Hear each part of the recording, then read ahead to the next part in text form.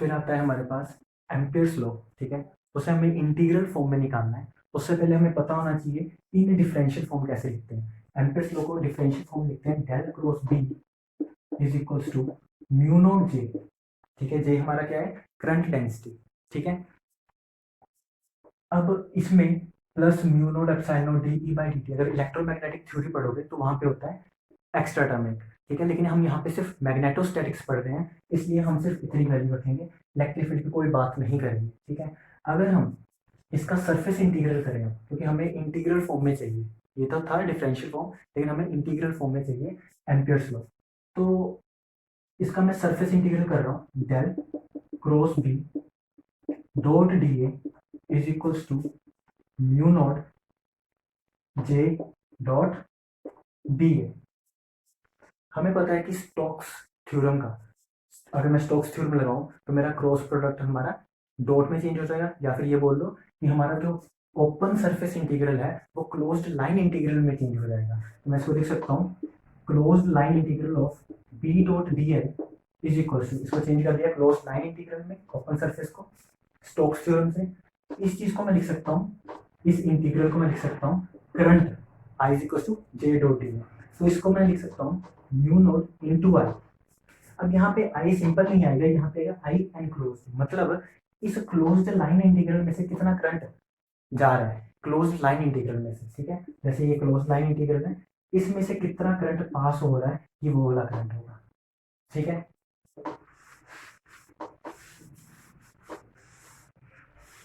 Ampere's law के बहुत फायदे हैं जल्दी से आंसर निकालना हो तो। लाइक हमारे पास अगर इन्फिनाइट वायर वाली अगर हमने क्वेश्चन किया था, एक दूसरे वे से आंसर निकाला था, अगर हम इस वे से निकाल लें इन्फिनाइट वायर के कारण, मान लो इस पी पॉइंट पे हमें मैग्नेटिक फील्ड चाहिए, हम क्या करेंगे, हम एक सर्कुलर लूप लगाएंगे ऑफ रेडियस आर, ठीक है। एम्पियर्स लूप लगाया हमने ऑफ रेडियस आर। इस पी पॉइंट पे हमें मैग्नेटिक फील्ड चाहिए था, ठीक है। तो हमने एक सर्कल बना लिया इस पी पॉइंट तक। फिर हमने क्या करना है, हमें पता है Ampere's law B dot D L is equal to mu not I, ठीक है। अब इसमें करंट मान लो कि आई जा रहा है इस वायर में, तो इस सर्कुलर लूप में जो करंट गया वो भी तो आई गया, ठीक है। इस वायर में से जो, अगर ये मेरी वायर है इसके अराउंड ये लूप है, तो इस लूप में से तो वो आई करंट ही जाएगा। तो मैं यहाँ आई एनक्लोज में सीधा आंसर लिख सकता हूँ mu not I, I enclose की वैल्यू सिंपल आई, ठीक है। B dot D L, magnetic field हर पॉइंट पे, यहाँ पे हर पॉइंट पे सर्कल में हर बाउंड्री पे हर पॉइंट पे सेम रहेगा। तो बी हमारा कांस्टेंट है, बाहर आ गया।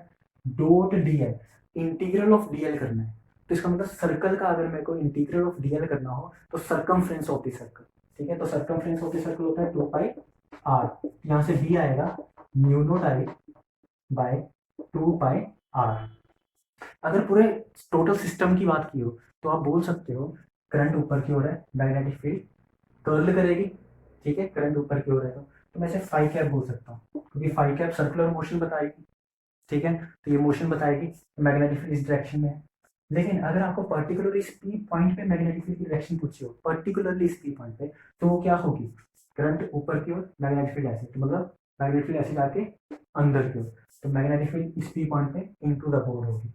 तो इस पी पॉइंट पे पर्टिकुलरली आप बोल सकते हो mu not I by 2 pi R minus K cap, into the board लिख लो, या माइनस के कैप मैं मान के चल रहा हूँ कि इनटू द बोर्ड है, ठीक है।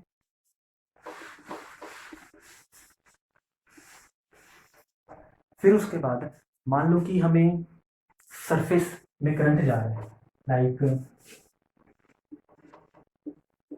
ये एक्स एक्सिस है, ये वाई एक्सिस है, ये जेड एक्सिस है, और जो मेरा सरफेस है वो एक्स एंड वाई एक्सिस में है, ठीक है, एक्स वाई एक्सिस में। तो ये मेरा एक्स एक्सिस हो गया। कैसे पता चला कि मैंने एक्स वाई एक्सिस में रखा है सरफेस को, क्योंकि मैंने वाई एक्सिस के पैरेलल रखी है ये वाली लाइन, और ये वाली लाइन मैंने एक्स एक्सिस के पैरेलल रखी है। अब एक्चुअली में हुआ क्या है, वाई एक्सिस मेरा इसी बोर्ड पे है, जेड एक्सिस मेरा इसी बोर्ड पे है, लेकिन जो एक्स एक्सिस है वो बाहर की ओर है, ठीक है। तो मैंने वाई एक्सिस के पैरेलल रखा है इसको, और एक्स एक्सिस के पैरेलल इस लाइन को रखा है, तो मैं बोल सकता हूँ ये एक्स वाई एक्सिस में एक्चुअल में है क्या, इसको मैं एक सरफेस मान के चलता हूँ, ठीक है। तो ये एक सेंटर पॉइंट, तो ये जेड एक्सिस का ये बॉटम पॉइंट ओरिजिन होगा, ठीक है। तो ऐसे है, ये मेरी एक्स एक्सिस है, ये मेरी वाई एक्सिस है, ये मेरी z एक्सिस है, ठीक है। अब मैं मान के चल रहा हूँ कि करंट मेरा x एक्सिस की तरफ मूव कर रहा है, x एक्सिस की तरफ, मतलब ये था, तो करंट भी मेरा इसी डायरेक्शन में सरफेस पे मूव कर रहा है। तो अब मेरे को ये जानना है कि अगर सरफेस पे ऐसे मूव कर रहा है करंट, तो मैग्नेटिक फील्ड इस सरफेस से जस्ट अबव, इस सरफेस से जस्ट बिलो क्या होगी, मतलब इस सरफेस से जस्ट अबव मतलब z ग्रेटर देन 0, इस सरफेस से जस्ट बिलो मतलब z less than 0, magnetic field की वैल्यू क्या होगी, मेरे को ये जानना है। तो मैं क्या कर सकता हूँ, मैं क्लोज्ड एम्पियर्स लूप लगा सकता हूँ दोबारा से। तो आप कैसे लगाओगे, मान लो ये मैं एक लाइन खींच रहा हूँ यहाँ से एक लाइन ड्रॉ की, ठीक है, फिर एक लाइन इस तरफ गया, मतलब थोड़ा ऊपर, फिर ऐसे, फिर नीचे, इसी को कंटिन्यू रखा मैंने, नीचे फिर ऐसे, ठीक है। तो जब मैं थोड़ा सा ऊपर आया, इस लाइन को मैं बहुत नेग्लिजिबल मान के चल रहा हूँ, मतलब सरफेस के जस्ट अबव चाहिए और सरफेस के जस्ट बिलो चाहिए। तो ये जो मैंने वर्टिकल लाइंस ड्रॉ की, ये जो वर्टिकल लाइन थी, ये पूरी की पूरी, इसको मैं नेग्लिजिबल मान के चल रहा हूँ। लेकिन जो मैंने ये वाली लाइन ड्रॉ की है, एक यहाँ से इस तरफ गए, मतलब ये लाइन, नीचे से इस तरफ आए, मतलब ये लाइन, ये जो दो लाइन है उसकी लेंथ मैं एल मान रहा हूँ, ठीक है। दो वर्टिकल लाइंस जो लग रही हैं वो मैं नेग्लिजिबल मान रहा हूँ, और जो मेरी हॉरिजॉन्टल लाइंस हैं उसे मैं लेंथ एल की मान रहा हूँ। तो यहाँ पे मैं इसे ड्रॉ करने की कोशिश कर रहा हूँ, वो कैसा होगा, कुछ ऐसे, ये अपर हिस्से में है शीट के, और ये लोअर हिस्से में, ठीक है। अब करंट डेंसिटी, इसमें करंट डेंसिटी को के से डिनोट करते हैं। करंट डेंसिटी का मतलब ये सारे के सारे हमारा करंट चल रहे हैं सरफेस पे, तो हम करंट डेंसिटी के लिखते हैं यहाँ पे, ठीक है, सरफेस करंट डेंसिटी। तो इतने लूप में से भी कुछ करंट के वेक्टर पास होगा, ठीक है, कुछ सरफेस चार्ज पास होगा इसमें से भी। इसकी लेंथ एल थी, इसकी लेंथ एल थी, ये एक रेक्टेंगल है, क्यों, क्योंकि ये जो लेंथ है, ये लेंथ, ये नेग्लिजिबल है, ठीक है। और इसे 3D में सोचना है, उसे एज अ शीट मानते हुए, ठीक है, जो मैंने शीट दिखाई थी एज अ शीट मानते हुए, उस हिसाब से सोचना है। अब क्या होगा, फिर से एम्पियर्स लॉ लगाते हैं, एम्पियर्स लूप बना लिया, एम्पियर्स लॉ लगाते हैं, B dot D L is equal to mu not I enclosed, ठीक है। करंट मेरे इस डायरेक्शन में बाहर की ओर, ये बाहर की ओर है, एक्स एक्सिस जैसे मैंने दिखाया था वहां पे, बाहर की ओर है, तो मैग्नेटिक फील्ड इस डायरेक्शन में होगी, तो इसका मतलब मैग्नेटिक फील्ड, मतलब मेरी शीट से करंट बाहर है, तो मैग्नेटिक फील्ड यहाँ से ऐसे आएगी इस डायरेक्शन में, ठीक है, तो इसका मतलब इस डायरेक्शन में चलेगी, तो मैग्नेटिक फील्ड ऐसे जाएगी, और यहाँ से नीचे से इस डायरेक्शन में जाएगी, तो मैग्नेटिक फील्ड की डायरेक्शन क्या होगी, वो हो जाएगी कुछ ऐसी, ठीक है। तो यहाँ पे मैग्नेटिक फील्ड, क्योंकि करंट इस डायरेक्शन में है, तो मैग्नेटिक फील्ड ऐसे होगी। तो इसलिए मैं बोल सकता हूँ यहाँ पे भी सेम डायरेक्शन में, यहाँ पे भी, तो बोल दूंगा बी इंटू एल, इस ऊपर वाले की वजह से, बी इंटू एल, नीचे वाले की वजह से प्लस बी इंटू एल, दोनों की वजह से ऐड हो गया, is equals to mu note I enclosed. अब के को, सरफेस करंट को क्या लिखते हैं, D I by D L vector, D L perpendicular. Actually मैं ये बता चुका हूँ डी एल परपेंडिकुलर क्या है, लाइक अगर आपके पास शीट थी, पिछले लेक्चर्स में बताया था, अगर हमारे पास यहाँ पे शीट थी, तो शीट में ये ऐसे करंट चल रहा है, सरफेस करंट, ठीक है, तो ये इस इतने पार्ट में से डीएल परपेंडिकुलर, इस इतने पार्ट को बोला मैंने, सिर्फ इतने पार्ट को, ठीक है, डीएल परपेंडिकुलर, इतने पार्ट में से डी आई करंट पास होगा, ठीक है, इतने पार्ट में से, तो ये डीएल परपेंडिकुलर था। तो मैं यहाँ लिख सकता हूँ म्यू नोट इंटू आई, आई अगर मैं यहाँ से निकालूँ तो वो होगा के इंटू लेंथ है, जितनी ये लेंथ है, ठीक है, तो ये बनेगा mu naught into K into L, ठीक है। यहां से मैं लिख सकता हूं B is equal to mu naught K by 2, mu naught K by 2, L से एल कैंसिल हो जाएगा। अब शीट के जस्ट अबव अगर मैं देखूं, करंट इस तरफ जा रहा था, तो ये करंट की डायरेक्शन थी, शीट के जस्ट अबव मेरा करंट मैग्नेटिक फील्ड इस डायरेक्शन में गया, तो मैं बोल सकता हूँ जस्ट अबव मेरी मैग्नेटिक फील्ड डायरेक्शन क्या है, माइनस वाई डायरेक्शन, ठीक है। और जस्ट बिलो, तो मैग्नेटिक फील्ड ऐसे जाएगी, तो माइनस, जस्ट बिलो मैं बोल सकता हूँ minus Y, sorry, just above मेरी minus Y direction, just below मेरी प्लस वाई डायरेक्शन। तो मैं एक्चुअली क्या लिख सकता हूँ,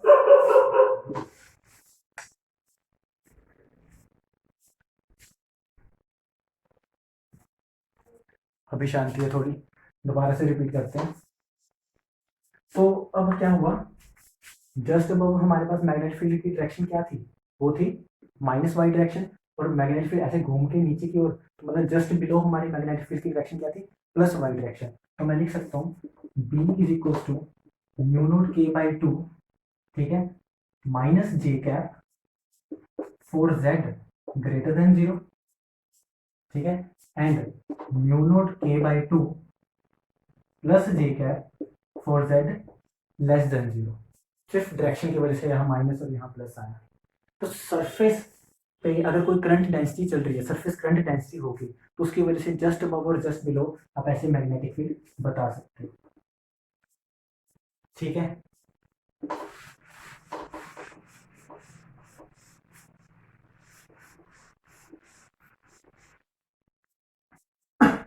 फिर उसके बाद आता है हमारे पास जैसे सोलिनॉइड। सोलिनॉइड के केस में मान लो कि ये हमारे पास एक सोलिनॉइड है। सोलिनॉइड कैसे होता है, ये हमारे पास वायर है, ठीक है, वाउंड हुई पड़ी होगी। तो हम मान के चल रहे हैं कि यहाँ पे N number of wires, N क्या है, एन है हमारे पास number of wires capital N per unit length, small N की वैल्यू क्या है, N number of wires per unit length,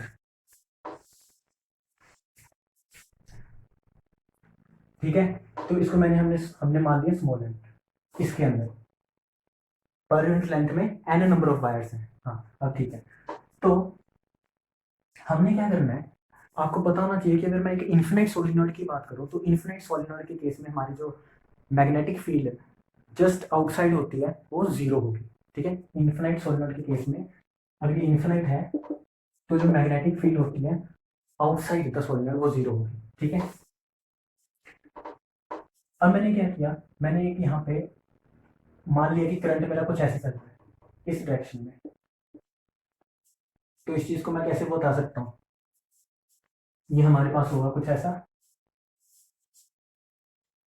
अगर हम मान के चले ऐसे, ठीक है। इस वायर से ध्यान से देखो, तो करंट मेरा ऐसे चल रहा है, जहां से भी कुछ ऐसे चल रहा है करंट, मैग्नेटिक फील्ड इस डायरेक्शन में होगी, तो इस सोलिनॉइड के कारण जिसके अंदर मैग्नेटिक फील्ड की डायरेक्शन होगी वो इस डायरेक्शन में होगी, ठीक है। मैग्नेटिक फील्ड बी, इसकी डायरेक्शन इस डायरेक्शन में होगी। अब मैं क्या कर रहा हूँ, मैंने एक एम्पियर्स लूप बनाया, हमें इनसाइड मैग्नेटिक फील्ड निकालनी है ड्यू टू लॉन्ग सोलिनॉइड, ठीक है। इन्फिनिट सोलिनॉइड बोल रहे हैं, लॉन्ग सोलिनॉइड, तो एक मैंने लूप बना लिया। अब इसकी डिस्टेंस ये x मान लिया, ये भी डिस्टेंस x हो जाएगा, इस डिस्टेंस को मैं y मान लेता हूँ, ठीक है। ये डिस्टेंस मेरा y हो गया, ये डिस्टेंस मेरा x हो गया।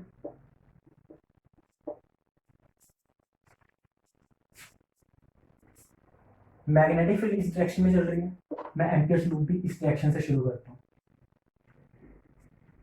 ठीक है।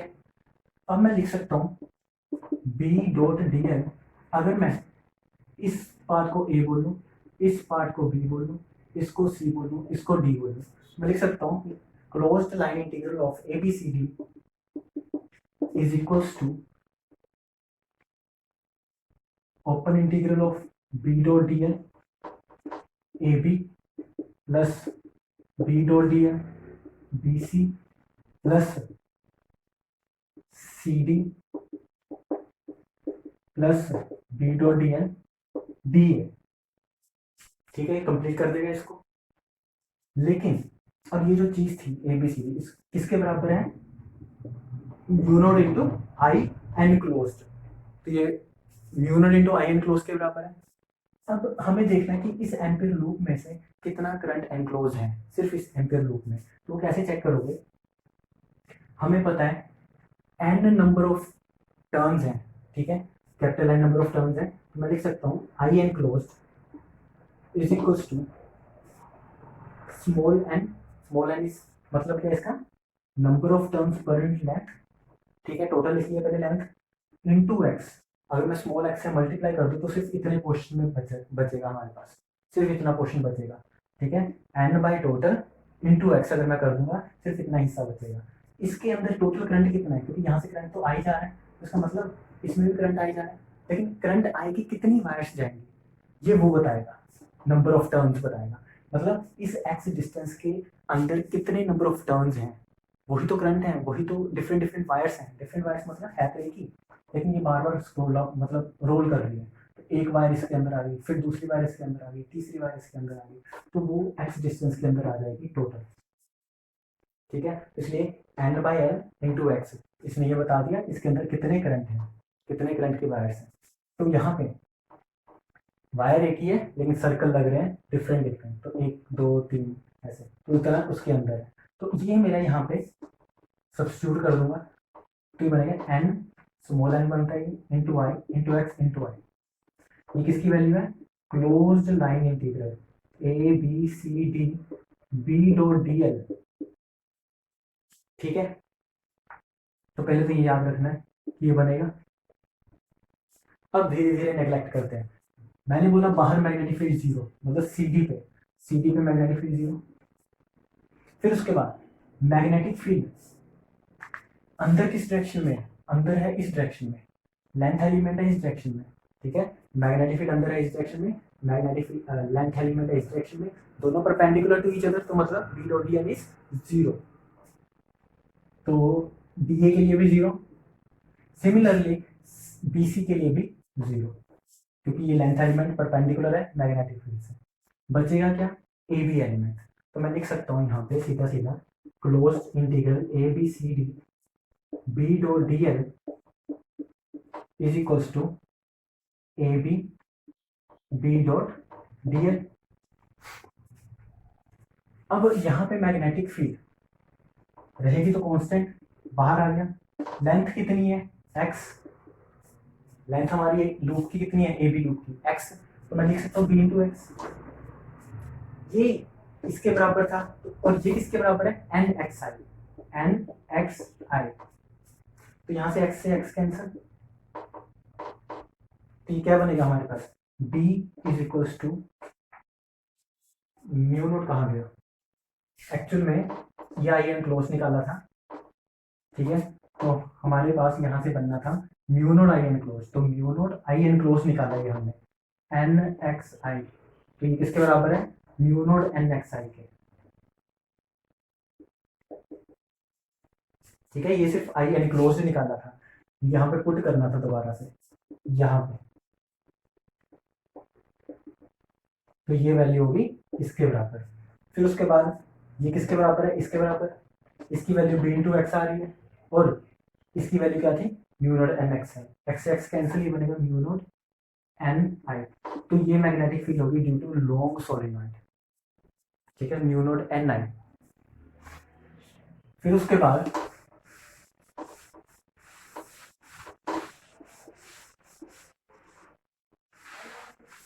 मान लो कि हमारे पास एक सोलेनॉइड दिया है, और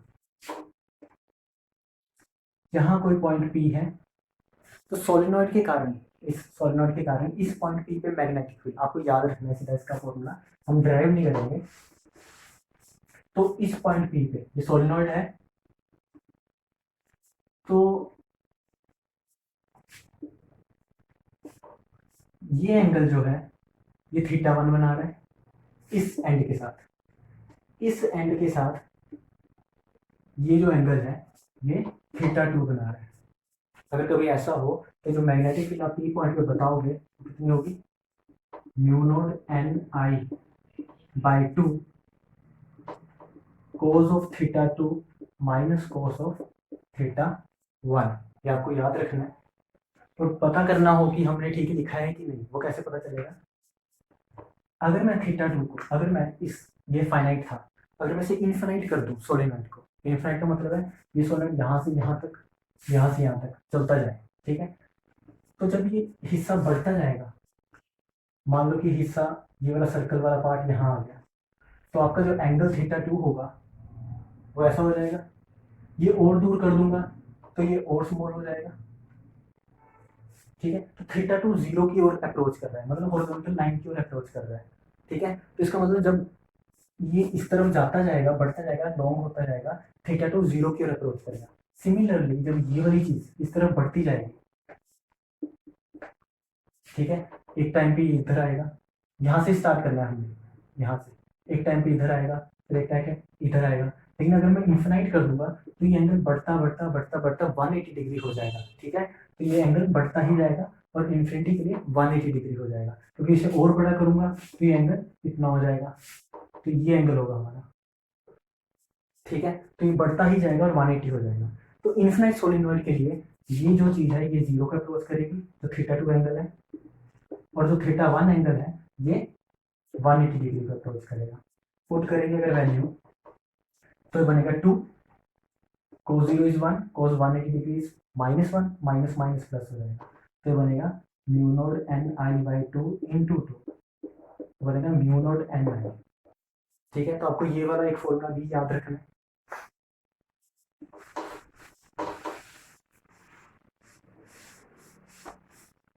दूसरी चीज, इसी तरह से अगर आपके पास सोलेनॉइड, फिर से सोलेनॉइड दिया है जहां पे पॉइंट पी है, ठीक है, और आपको बोल दिया कि ये जो एंगल है यहां से थीटा वन है, ये एंगल जो है थीटा टू है। इस केस में जो बी होगा रहेगा थोड़ा same he, mu not an I by two cos of theta one plus cos of theta to. देख लो, जैसे जैसे ये इन्फिनिटी को अप्रोच करेगा ये एंगल मेरा जीरो को अप्रोच करेगा, क्योंकि अभी यहाँ से स्टार्ट हुआ एंगल, ये एंगल मेरा कम होता जाएगा, जीरो को अप्रोच करेगा। ये इन्फिनिटी को अप्रोच करेगा तो ये एंगल मेरा कम होता जाएगा, जीरो का अप्रोच करेगा। ठीक है, दोनों एंगल यहाँ से स्टार्ट हुए तो जीरो का अप्रोच करने शुरू हो जाएंगे। ठीक है, हॉरिजॉन्टल से एंगल बना रहे हैं हम, तो ये भी जीरो का अप्रोच करेगा, थीटा वन भी, थीटा टू भी जीरो का अप्रोच करेगा, तो कोस जीरो वन होता है, तो टोटल टू बनेगा। तो मैं फिर से लिख सकता हूँ mu not an I for infinite solenoid. तो थोड़ा सा वेरिएशन आपको ध्यान में रखना है, ठीक है, एग्जाम्स के लिए।